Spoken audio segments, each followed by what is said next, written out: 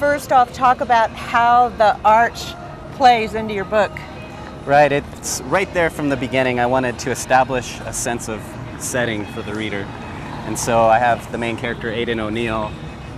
He's bumped up to drive the engine for the day, and he's got kind of a chip on his shoulder, and so he's hanging corners, and they thread right through the biggest little city arch behind us en route to a structure fire down on the south end of town.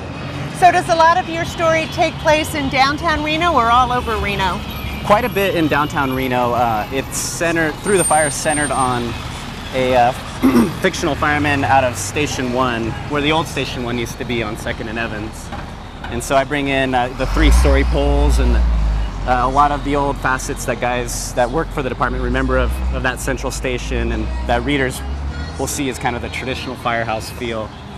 So it was a lot of fun to bring in different locations and real streets and give it sort of a genuine flavor.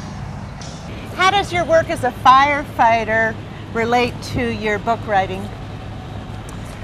It definitely gives a lot of fodder, and there's a lot of opportunity to see human stories and people in situations that are intriguing. You get to meet a lot of personalities, and definitely that's supplied me with a lot of life experience. Well, I create a couple fictional casinos. I don't mention any of the casinos by name, where there's a few medicals. There's a significant fire about midway through the novel in a casino where there's people trapped, and Aiden O'Neill is trying to help save them.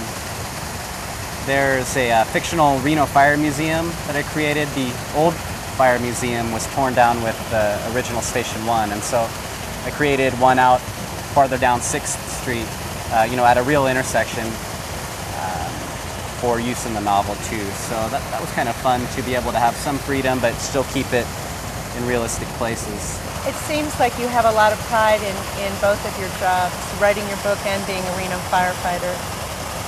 Absolutely.